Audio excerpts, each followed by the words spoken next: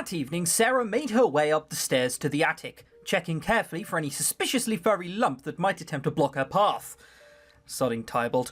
Inside her room, she could not resist lying back on the hard mattress for just a few moments to take the weight off her feet.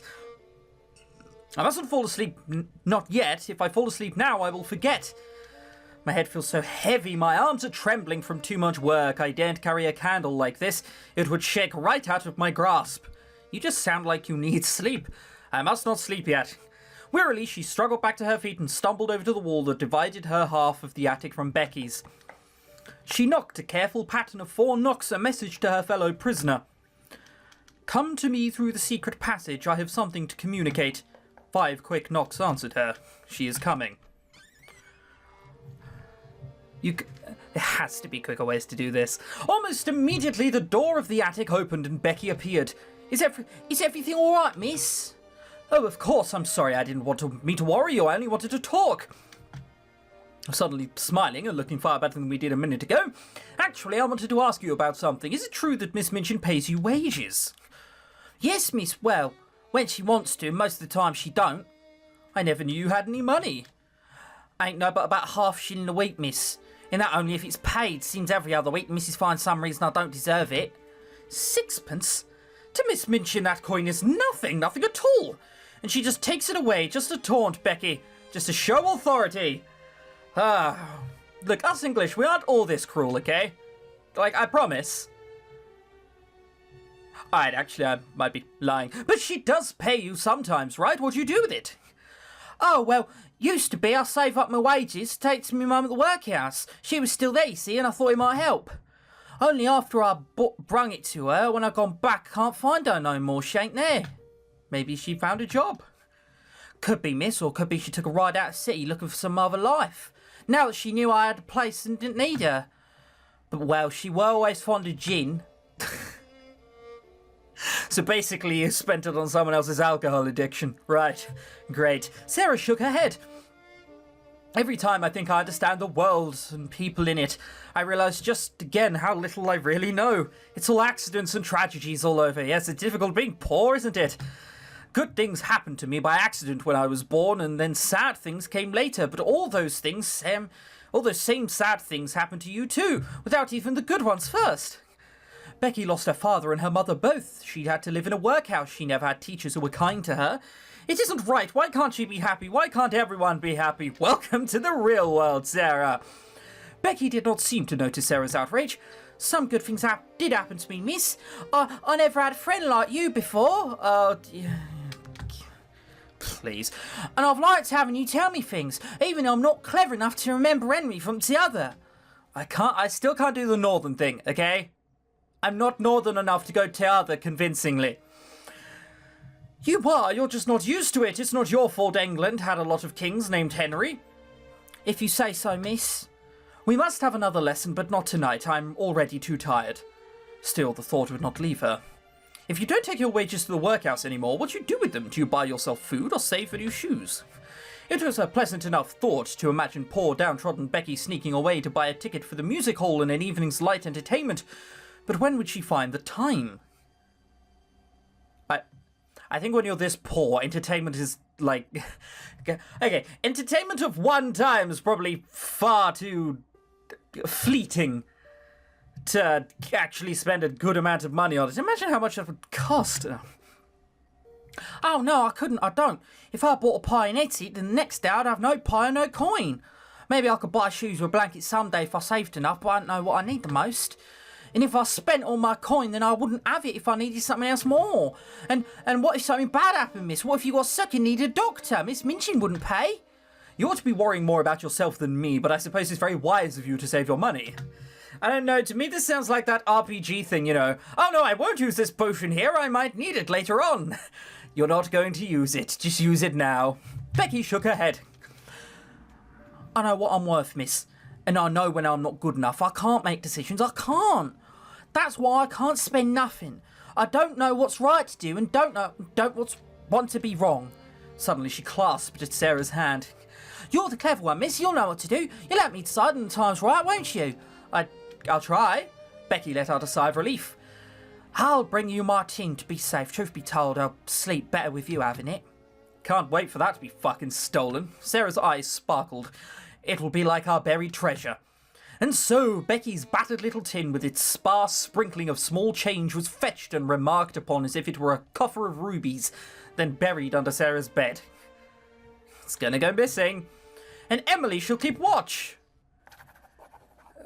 I think Emily's just as depressed as you lot are. One afternoon there came a familiar tapping at Sarah's door. She knew the sound that it was Becky. But Becky was too excited to wait for a response and burst into the room only moments after knocking.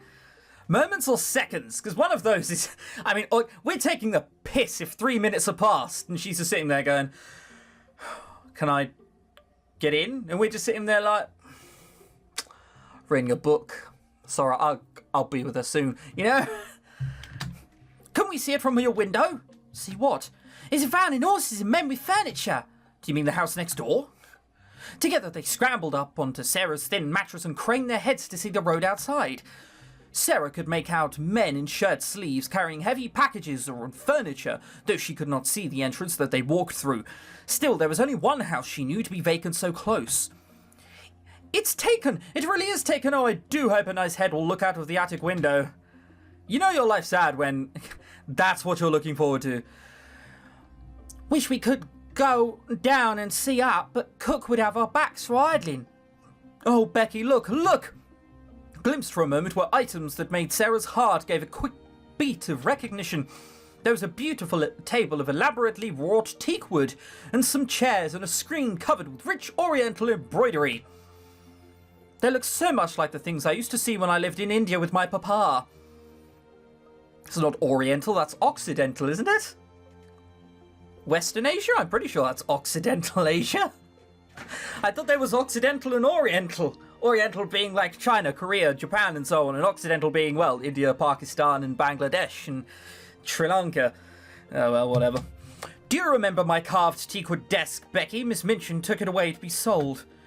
Don't know what's teakwood, miss, but I know you had a pretty desk. Sometimes it's hard to remember from here what it was like in India. It is like a dream slipping from my fingers. It's already slipped. Look now, there are patterned rugs. I thought I might never see such things again. Miss, an idol. The workers now had a Buddha in a splendid shrine. Someone in the family must have been in India. They have got used to Indian things and like having them around. I am glad. I shall feel as if they were friends, if her head never looks out of the attic window. Becky's mind was still caught by the sight of the Buddha. An heathen living next door, kneeling down and praying to gold and stone. Reckon somebody ought to send him a tract so you can get a tract for a penny. Sarah laughed a little. I don't believe they worship that idol. Some people like to keep them to look at because they are interesting. Right, okay, I read that sentence differently. My papa had a beautiful one and he did not worship it. More romantic if it's heathens, don't you think, miss? I never lived next door to no heathens. I should like to see what sort of ways they'd have. I feel you're calling them heathens. Come on now. Like, oh no, they're different to us. They must be heathens. Well, yeah, actually, this is the olden times. People aren't so different, really, when you look at them closely enough. Nope, they are. That is a lie. I'm sure we'll find out more about our neighbours soon. They're only just next door, after all. Yay, right. We have, like, so much of everything. We really need chill. Chill is frostbite. So I guess we're running errands and hoping we get lucky. We could do with some hunger, and we could also do with some pride, pain, and sorrow. All of which is there. Honestly, as long as you get a bit of chill, we should be okay. Okay, I was gonna say 1-3 should make it cement. Oh, Jesus, we got a lot. A lot of fatigue as well. Ah, sweet, and the good one. This should be enough for any scene. Sarah was in the schoolroom with her small pupils. Having finished giving them their lessons, she was now gathering the French exercise books together. As she did so, she thought, as she often did, about the various things that royal personages in disguise had found themselves forced to do. Alfred the Great, for example, had wandered England like a peasant to hide from the invading Danes, begging for food in exchange for chores. Really? Alright. Once he had been promised cakes by a farm wife if he would watch the stove while she herded the cows, but he was distracted thinking about his problems, and the cakes burned and the farm wife boxed his ears. She had no idea that he was anything but a poor beggar. How frightened she must have been when she learned what she had done. Sarah, what does boxed mean? Slapped? Presumably. Sarah saw Miss Minchin enter the room to check on the progress of the older student. She lowered the gaze and smiled to herself. Don't smile, she's going to say. Did you not see what happened last time? She will hit you something fierce. I imagine if she would find out that I, Sarah, with my toes almost sticking out from my worn old shoes, am truly a princess. Oh, Jesus Christ. Not this again! You're gonna let something slip and it's gonna be silly. She did not realize how this expression might look to the older woman, like a sly little smirk. You! All at once, Miss Minchin flew at Sarah, pinching her ear and giving it a shake. Yeah, I did think this would happen. Maybe stop being such a knob. Get different coping mechanisms. All at what? Yep, we done that. It was so very like the way Alfred's ears had been boxed that Sarah, startled out of her dreams, could not help but give a little laugh. It was not planned, but simply burst out of her. What are you laughing at, you bold, impudent child? It took Sarah a few seconds to control herself and sufficiently to remember that she was a princess. I was thinking.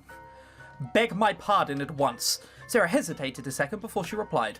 I will beg your pardon for laughing if it was rude, but I won't beg your pardon for thinking. What were you thinking? How dare you think? I mean, if we don't think, we become a husk. You can't hire husks, as much as you'd like husks. That exclamation caused a wave of quiet titters among the older students. Look at Sarah, she's not even frightened. She's about to say something queer, I'm sure of it. I was thinking that you did not know what you were doing. I did not know what I was doing. This is a dream. This is not happening. I predicted this a few episodes ago, that if we keep thinking this nonsense about how we're a princess, shit like this would happen. This is a dream, and it's silly, and it's not happening. I was thinking about what would happen if I were a princess. What should I do? What I should do to you? Oh, Jesus. And I was thinking that if I were one, you would never dare to do it, whatever I said or did. And I was thinking how surprised and frightened you would be if you suddenly found out that I really was a princess and could do anything I liked. Every pair of eyes in the room widened to its full limit. Lavinia leaned forward on her seat to look. Miss Minchin's hand flashed and Sarah's cheek glowed red. Go to your room this instant! Leave this schoolroom! And you, young ladies, attend to your lessons. Sarah made a little bow. Excuse me for laughing if it was impolite. And she walked out of the room, leaving Miss Minchin struggling for words. Did you see that? How very odd she looked. Her eyes were glittering like a wild beast. Please, I am still not giving up on us maybe it being a dream, because at that point, that's the only thing which is going to save us. I shouldn't be at all surprised if she did turn out to be something. Suppose she should. That actually happened. Wow. We're a fucking idiot. Oh, boy. Next event. 5. Pride. Pride is difficult to get hold of. That Saturday afternoon, Sarah was assisting little Lottie with her schoolwork revisions. Look, that piece of shit forgot about us. We don't care about her anymore. You must say your times tables over and over again every day, Lottie. It's very important. But they're boring. You must memorize them until you know them so well that you don't even have to think about the answers. Exactly. 7 times 7? 49. 7 times 9? No one knows that, because everyone knows it's 49. It's 56, what it's worth. 63. Why did I just do the... Look, okay, look. It's been a long time since I did times tables. And sit there and blame me. They should always seem obvious, as if they were already written in front of you. You will need to do that in order to do more maths later.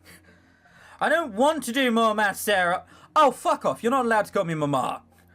Well, you don't want maths to be your mystical weakness, do you? Imagine if someone asked, what's this 3 times 12? 36. And you're so confused that your brain seizes, and you're frozen in place, and you miss supper because you can't find the answer. 3 times 12? I don't have to remember 3 times 12, do I, Miss Minchin? Miss Minchin didn't say anything about 12. Not yet. Now let me hear what you have been practicing. Lottie furrowed her brow and pursed her lips, but it seemed there was no escaping it. 3 times 1 is 3. 3 times 2 is 6. 3 times 3 is 9. As Sarah coached Lottie through the simple mathematics drill, Becky came into the room on her cleaning rounds. She paused for a moment, listening to that shrill, childish voice reciting number after number, a look of confusion on her face. I really ought to give Becky help with maths too, if only we had more free time. 33. There, now can we do something else? You never tell me stories anymore, Sarah. I'm sorry, I'm only allowed to do the thing. to tell you about things that you are learning in your classes. Lottie's cheeks puffed out in disapproval. Before she could begin to wail and fuss, Sarah redirected the conversations. History is a kind of story. Have you been paying attention to your histories? What can you tell me about Henry VII? Lottie gulped, thrown off her sulk. He became kin when he was a baby and then got locked in a tower? I mean, we're skipping a lot of time here. We're skipping a lot of time. Weren't that Henry VI? She clapped her hands over her mouth in dismay at interrupting. Don't be shy, Becky. Come and sit with us. You are studying too. She is? Everyone needs to know history. Oh, we're going to get bollocked if Miss Minchin comes in again. Is that a word Americans have? Bollocked? I apologize, Americans, if I just used a word which confused you. Come on, Becky. Oh, God, look at this. It is fucking 38 degrees Celsius outside, which is like 100, and it's going to be more, because it's only 12:30 at the moment. You can see by my hair that I'm sweating already. Oh, it's fun. Let's see what you can remember. Tell us about Henry VII. Well, it were all part of the War of the Roses, I think. Yep, that is the English Civil War. I'm pretending I know a lot about this. Look, I left England when I was 10, okay, so it's fine if I don't know a lot. Both of them were, but the 6th started it and the 7th ended it. Not sure what else in between, except for it weren't Henry. That's right, Henry VII won his crown by winning the war. Why was it called the War of the Roses? Lottie's turn. Because of the emblem between Lancashire and Yorkshire, red rose and white rose. Please, give me an easier question. It's very basic. They wore red and white roses to show which... Oh, wait, shit, that's not Becky. They wore red and white roses to show... Should I just do a lot? Did I even start doing a Lottie voice? I don't even remember. They wore red and white roses to show how sad they were. Oh, God, no. They sat together on the long classroom benches. That's not how you spell classroom. Their heads... That's actually the first typo that we've had, to be fair. Their heads occasionally bowing close to murmur some of the more interesting tidbits of ancient gossip and giggle as schoolchildren often do. It might have been this sight that provoked Lavinia when she entered the room. What is going on here?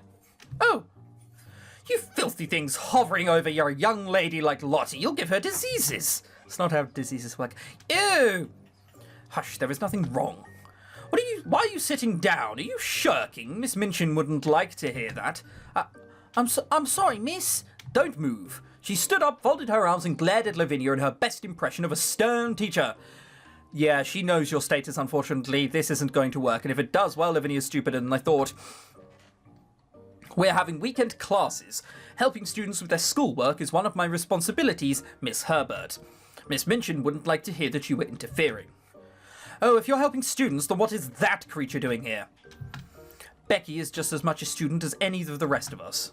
She's helping me remember my kings. Helping, is she? Helping you right into horrible habits and dropped H's, I expect. She turned her glare back full force onto Becky. To be fair, I mean, it's the north, you know. People from the north of England are terrifying, we all know this. Get up and get away from that young lady right this instant. Yes, miss. Becky, don't...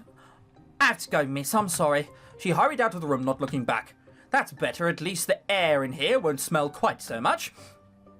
You must always be on your guard around people like that, Lottie. Check your pockets carefully. That one's a thief. She might have stolen your pennies. Has she ever stolen anything? Or are we just being, like, horrible? Lottie's eyes went wide and she patted her skirt nervously. Becky's not a thief. Breeding will tell. The dregs of society stay that way for a reason. Oh man, there is so much wrong with that sentence. Woo! You ought to know. You are the only dreg that I see here. At least Becky is trying to learn and improve herself. We shall see. Lifting her nose, she flounced out of the room. We've just confused Lottie. I would say she's going to hate us and we're going to be able to speak to her less, but I'm not entirely sure that's a bad thing.